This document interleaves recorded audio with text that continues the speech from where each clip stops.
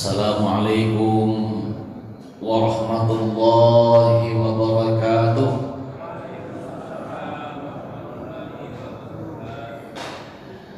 Alhamdulillahilladzi an'ama 'alaina bi ni'matil imani wal islam. Asyhadu an la ilaha illallah wahdahu la syarika lah. Wa asyhadu anna Muhammadan 'abduhu wa rasuluhul mab'uts rahmatan lil alamin. Allahumma shalli 'ala Muhammadin wa 'ala alihi wa sahbihi ajma'in. Amma ba'd.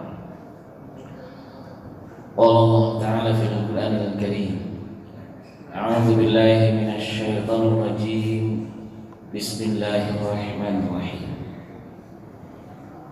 Ya ayyuhalladzina amanu udkhulu fis-silmi kaffah wa la tattabi'u khutuwatis syaitan innahu lakum aduwwun mubin.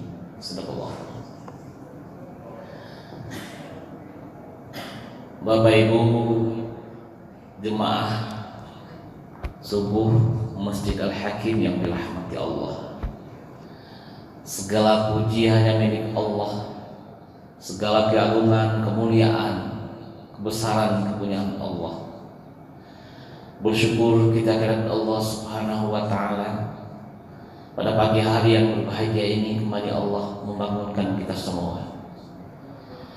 Allah mengizinkan kita untuk menginjak bumi milik Allah, untuk menghirup oksigen kepunyaan Allah, untuk menikmati cahaya matahari kepunyaan Allah, untuk bertebaran di muka bumi milik Allah, untuk bernaung di bawah langit kepunyaan Allah.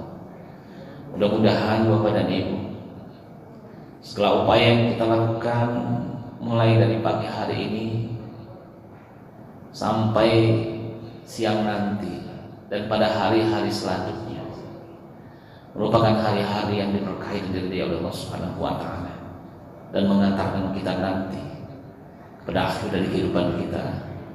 Tak ada yang lain kecuali adalah kita kembali kepada Allah dalam keadaan beriman, dalam keadaan yang diridhai oleh Allah Subhanahu. Amin ya Allah ya Allah. Salawat beriring salam serta mohon kepada Allah, kiranya selalu tercurah untuk kekasihnya Nabi Allah Nabi Muhammad sallallahu alaihi wasallam. Allahumma shalli ala Muhammad wa ala ali Muhammad. Bapak dan Ibu, Nabi Muhammad sallallahu alaihi wasallam membawa risalah agama yang sempurna, agama yang komprehensif, agama yang mampu menjawab seluruh soalan kehidupan, agama yang mampu mengantarkan manusia untuk kebahagiaan hidupnya di dunia sampai akhirat. Bapak dan Ibu, saya ingin membayangkan kepada Bapak dan Ibu, ketika Rasulullah di Haji Wada turun sebuah ayat, yang ayat ini membuat semua sahabat pertamanya sangat gembira. Surat Al-Maidah. A'udzubillahi minasyaitonir rajim. Bismillahirrahmanirrahim. Al-yawma akmaltu lakum dinakum wa atmamtu 'alaikum ni'mati wa raditu lakum Islam. Allah berfirman, hari ini telah kusempurnakan bagimu agama dan aku cukupkan nikmatku dan aku ridha. Islam agama bagimu. Dan ini disampaikan dalam khutbah Haji Wada dari Muhammad SAW. Ketika ini disampaikan, pertama para sahabat begitu gembiranya karena agama ini telah lengkap dan sempurna. Tapi setelah itu pun para sahabat merasa ada satu firasat bahwa dengan sempurnanya risalah ini tiada lagi tugas kerasulan dari Nabi Muhammad sallallahu alaihi wasallam kepada Nabi Muhammad akan berpisah dengan mereka. Ini yang buat mereka sedih dan sebagian kawan pada menangis ketika itu. Bapak Ibu yang disayang Allah, yang ingin kita sampaikan bahwa agama ini adalah agama yang sempurna, agama yang paripurna, agama yang Allah sendiri katakan telah sempurna, tidak ada lagi. Dan ini kita buktikan sampai hari ini Bapak dan Ibu, bahwa ternyata seluruh persoalan-persoalan kehidupan ini mampu dijawab oleh agama Islam. Apakah itu masalah ilmu pengetahuan, teknologi dan semuanya, persoalan-persoalan kehidupan, sehingga agama ini pun mempunyai instrumen yang sangat luar biasa. Yang pertama, akidah, fondasi yang kuat yang harus dimiliki oleh seorang muslim. Dan ini barangkali bagi kita semua Bapak dan Ibu, mudah-mudahan telah menjadi milik kita semua. Setelah kita melewati Ramadan, kita yakin kepada Allah, kita laksanakan saum dengan modal keimanan, ya ayyuhalladzina amanu, dan kita lakukan itu semua, dan kembali kita kepada fitrah. Sekarang kita di bulan Syawal, tinggal kita peningkatan dan meningkatkan. Kemudian agama ini dikontrol dengan syariat sebagai landasan hukum yang akan mengatur dan menata kehidupan ini, agar manusia dalam melaksanakan aktivitas-aktivitasnya bisa ada suatu rambu-rambu mana yang dapat dilakukan, mana yang tidak dapat dilakukan. Di sanalah ibadah dan muamalah. Jadi yang ketiga, nilai akhlak yang merupakan kepribadian seorang muslim yang mampu menggetarkan dunia ini dengan akhlak Rasulullah Muhammad SAW. Dan Rasulullah pun diutus untuk menyempurnakan akhlak. Bapak dan Ibu jemaah yang dirahmati Allah, kita masuk di tengahnya sekarang. Syariah. Ketika kita bicara syariah, kita bicara di situ ibadah dan muamalah.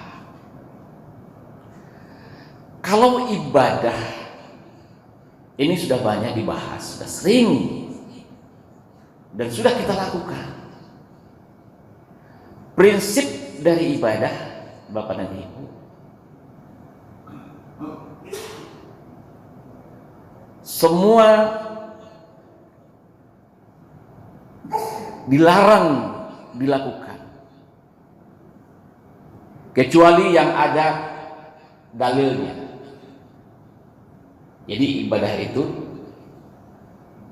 yang boleh dilakukan itu hanya yang ada dalilnya. Ini ibadah. Jangan dilakukan ketika tidak ada dalil yang melandasi. Di mana dalilnya? Al-Quran dan Sunnah, dicontohkan oleh Rasulullah SAW. Ini ibadah. Jadi tidak ada orang yang bisa berimprovisasi dalam beribadah, berinovasi dalam beribadah. Sudah ada ketentuan-ketentuannya. Ini syariatnya seperti itu dalam beribadah. Kita habis sholat subuh ini misalnya, ya kita tambah lagi, sholat kita tambah lagi. Tidak ada ketentuannya. Habis sholat asar kita sholat sunat rawatib, tidak ada. Ya tujuannya kan baik, ya dilarang. Kenapa dilarang? Karena tidak ada dalilnya. Itu ibadah. Tujuan saya baik kok. Ya baik sih baik. Cuma ada dalilnya. Ini dilarang. Ini yang terkait dengan ibadah. Kita telah lakukan. Yang kedua, muamalah. Berbeda dengan ibadah. Muamalah semua boleh dilakukan kecuali ada dalil yang melarang. Ini perbedaannya. Jadi kalau ibadah ini sangat saklek sekali, jangan. Kalau ini boleh, lakukanlah semuanya. Kecuali ada yang dalil yang melarang.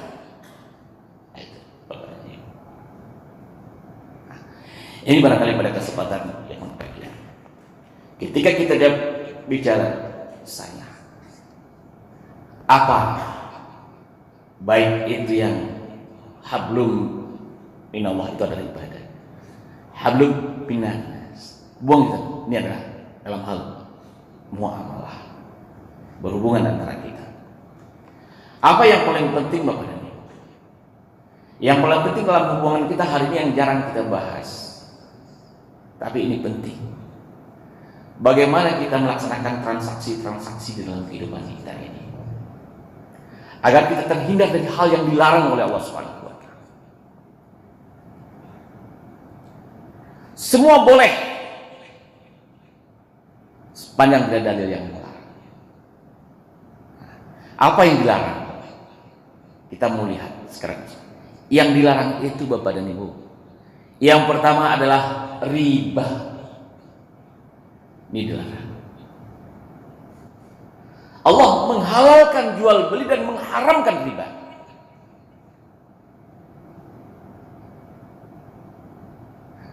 Kemudian apalagi yang kedua, transaksi-transaksi yang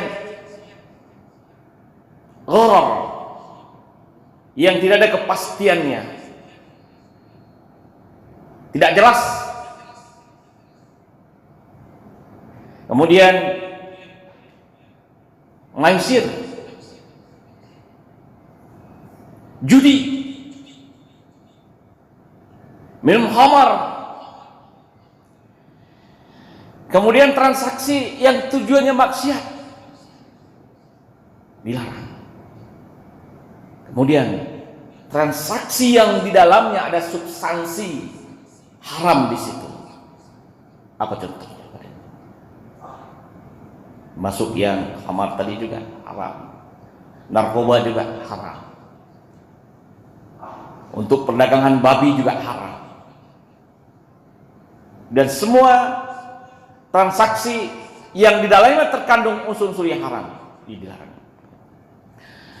Bapak dan Ibu yang dirahmati Allah Subhanahu wa Ta'ala. Jadi kalau kita melihat, pertama yang sering yang ingin kita bahas dulu terkait dengan ghararnya Bapak dan Ibu. Yang ini masih sering terjadi, ketidakpastian dalam jual beli kita.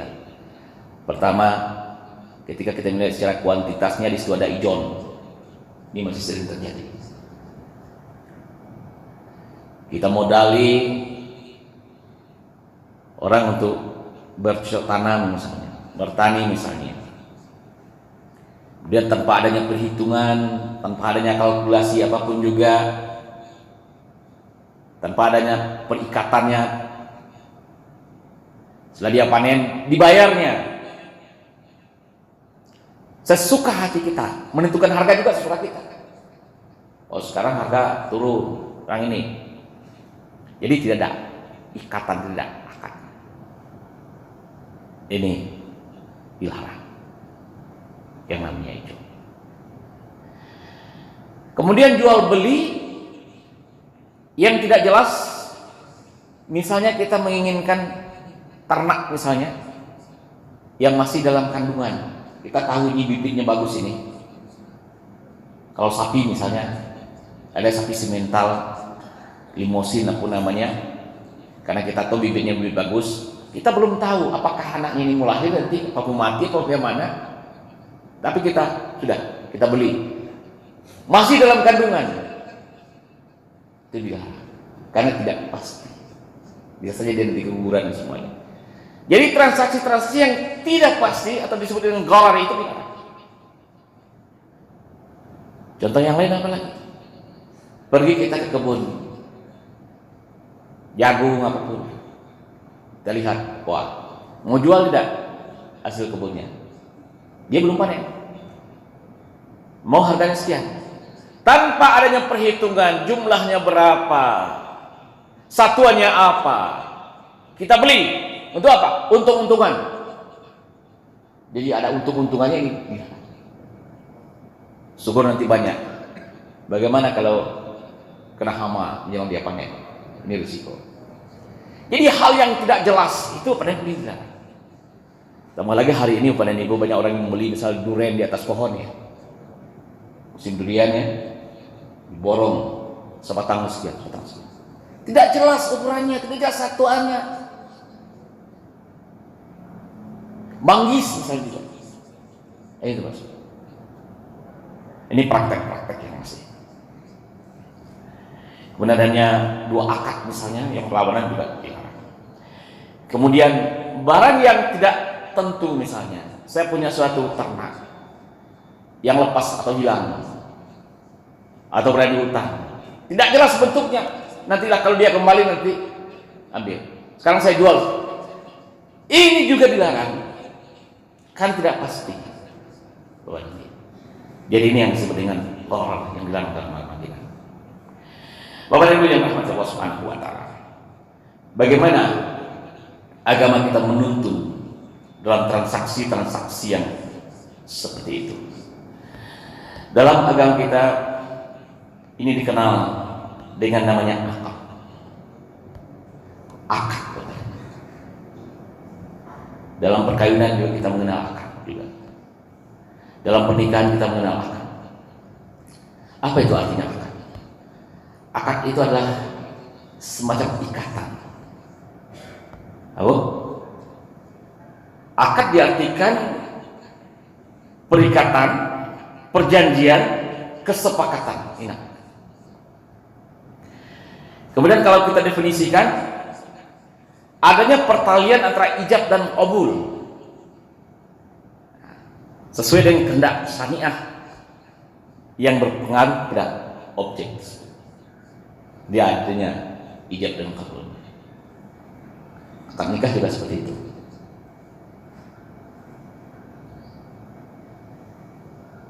Dari hal yang haram diikat dengan akad, dia menjadi halal. Seperti itu. Ini cara umum jawaban ini. Haram dilakukan hanya dengan akad dan persyaratannya sesuai dengan tuntunan agama kita, sesuai dengan syariat, dia menjadi halal. Begitu juga dengan transaksi. Transaksi yang juga tidak ada akadnya. Walaupun pekerjaannya sama,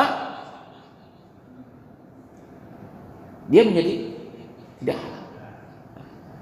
Itulah yang diatur dalam syariat. Sehingga syariah itu Bapak dan Ibu, ketika kita bicara syariah adalah bicara jalan yang lurus.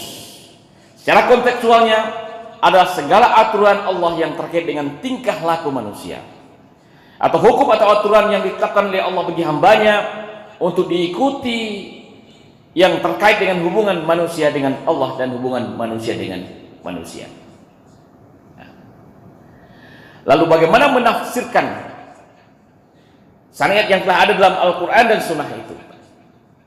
Disinilah fikih, yaitu penafsiran dari ulama atas Al-Quran dan Sunnah itu, dan inilah yang keluar baik dalam bentuk fatwa-fatwa majelis ulama, di samping yang ada yang telah jelas di dalam kitab suci Al-Quran.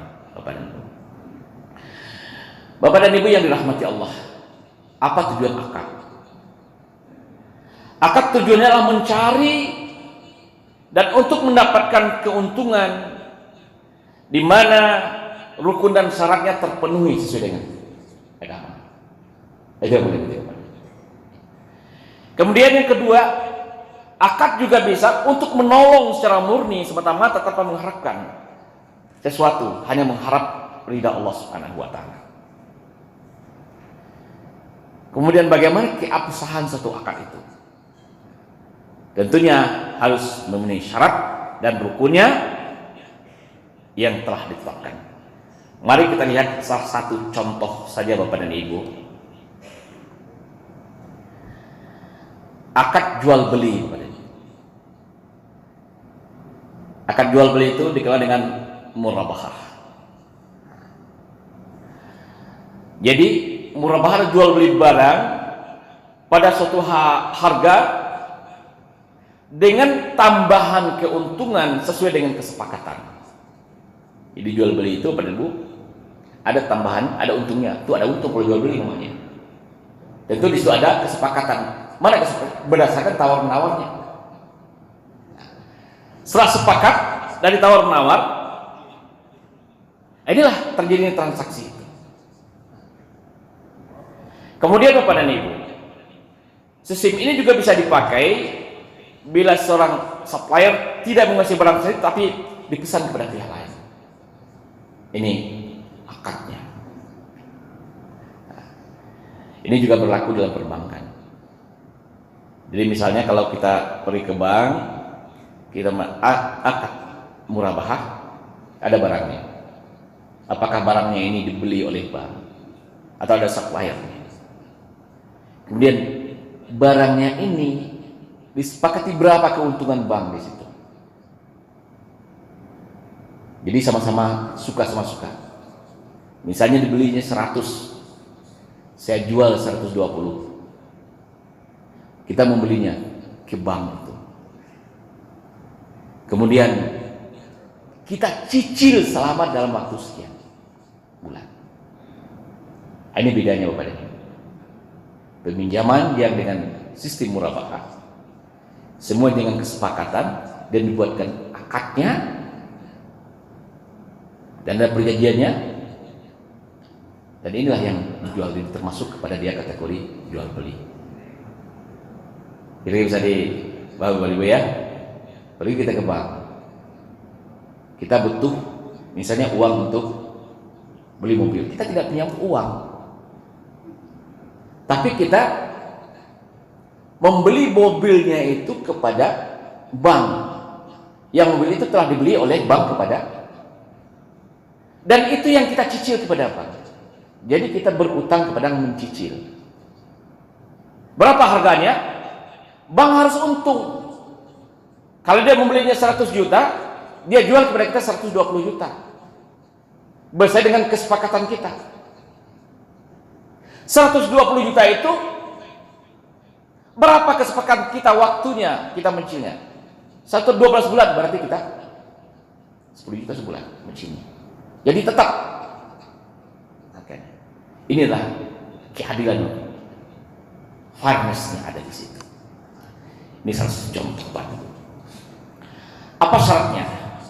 Harga diketahui, harga beli diketahui, jumlah keuntungan diketahui oleh pembeli, barang yang jelas kriterianya, ukurannya, jumlahnya dan sifatnya, barang yang juga dimiliki oleh penjual, barang penjual dan pembeli mempunyai kekuasaan dan cakap hukum tentang transaksi itu. Jadi transaksi dalam Islam harus orang yang sama-sama mengerti. Jadi tidak boleh membohongi, membodohi orang lain. Itu perbedaan transaksi dalam Islam. Cakap mengenai transaksi itu. Kalau dia tidak mengerti, dia bawa orang supaya dia tahu. Bapak dan Ibu, pembayaran ini jangka waktu yang kita sepakati tadi. Kemudian ada ijab dan qabulnya. Ini yang membedakannya Bapak dan Ibu. Transaksi yang dijalankan oleh agama kita. Bapak dan Ibu yang dirahmati Allah Subhanahu wa taala. Banyak sekali transaksi-transaksi yang punya akad yang telah jelas ini menjadi halal. Baik itu akad jual beli yang disebut dengan murabahah tadi, atau jika ada turunnya yang namanya salam, istina, dan semuanya kita bisa lakukan. Kemudian adanya akad bagi hasil. Jadi dalam agama kita, dalam Islam juga ada bagi hasil. Dan ini namanya musyarakah dan mudharabah. Bisa juga dilakukan di perbankan. Kemudian sewa atau disebut dengan ijarah. Ini juga ada ketentuannya. Kemudian akad titipan, wadiah. Dan semuanya ini Bapak dan Ibu telah ada hal ini. Yang ingin saya sampaikan kepada Bapak dan Ibu yang dirahmati Allah Subhanahu wa taala. Ketika sekarang sarananya sudah ada, perbankannya sudah ada, pelayanannya sudah ada. Saya ingin menyampaikan kepada Ibu sekarang bahwa di semua perbankan Bank Nagari sekarang di seluruh Sumatera Barat maupun cabang-cabang yang ada di tempat yang lain, ini telah melakukan layanan syariah sebagaimana yang difatwakan oleh Majelis Ulama. Itu yang ingin saya maksudkan kepada, supaya kita berangsur-angsur meninggalkan riba, Bapak. Kapan lagi waktunya? Ya ayyuhalladzina amanu udkhulu fis-silmi kaffah. Masuk ke dalam Islam itu secara kafah, sempurna. Tidak ada ibadah, tapi juga bagaimana muamalah. Bagaimana dengan transaksi-transaksi kita hari ini, Bapak dan Ibu, agar kita terhindar dari riba. Kita, Bapak dan Ibu, adat bahasa ini syarak bahasa ini kitabullah, Bapak dan Ibu. Masalah syariah ini tidak banyak didakwahkan hari ini kepada ini. Dakwah kita lebih banyak fokus kepada ibadah. Sehingga mari kita mencoba mengkampanyekan ini, Bapak dan Ibu. Karena ini penting, Bapak dan Ibu, agar terhindar dari riba. Adat bahasa ini syarat bahasa di kitabullah. Berapa sekarang literasi syariah kita di Sumatera Barat, Bapak dan Ibu? Baru 19%, Pak. Literasi syariah kita di Sumatera Barat, kita orang Minang yang adat bahasa syarat bahasa di kitabullah, literasi syariahnya baru 19%. Lambat kita, Bapak dan Ibu. Jadi kita harus lakukan percepatan sekarang, memanfaatkan sarana yang telah disediakan bank daerah kita yang melakukan pelayanan syariah. Ketika nanti semua kita telah syariah, telah banyak yang syariahnya, tabungan kita sudah kita konversi ke syariah, pinjaman kita sudah ke syariah, apalagi sehingga secara berangsur-angsur yang konvensional akan mundur dengan sendirinya. Pasti tergantung dari kita semua. Kalau kita mau ini berubah, kalau tidak, kita akan hidup selama-lamanya. Akankah kita hidup sampai mati kita bergelimang dengan riba, Bapak dan Ibu? Sementara hari ini sudah ada fatwa Majelis Ulama, Bapak dan Ibu. Ketika sudah ada sarana perbankan syariah yang dapat kita jangkau, wajib hukumnya kita untuk bertransaksi secara syariah. Tetapi ketika memang tidak ada seperti dulu, belum ada, Bapak dan Ibu, ini masih dikategorikan kondisi yang darurat. Ini masih kita bisa dengan konvensional. Tetapi tentunya sepanjang bisa kita modifikasi sendiri untuk diri kita agar terhindar, tentu ini juga tidak ada masalah yang telah kita lakukan selama ini, Bapak dan Ibu. Ini adanya pada pertemuan kita pada pagi hari ini. Kalau memang kita ingin berubah menjadi muslim yang kafah, tidak cukup kita hanya dengan ibadah saja, tapi dengan muamalah, terutama transaksi-transaksi yang setiap hari kita lakukan, masuklah ke dalam Islam sejak sempurna. Banyak mohon pada Wassalamualaikum warahmatullahi wabarakatuh.